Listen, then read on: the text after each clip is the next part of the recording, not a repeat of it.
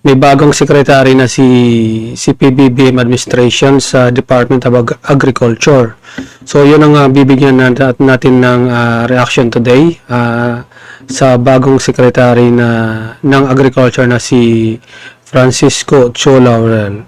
Magandang move ang ginawa to ni President Bongbong Marcos na binitaw na yung pagiging Department of Agriculture Secretary. Guys, naintindihan ko yung trabaho ng President is mahirap talaga, komplikado.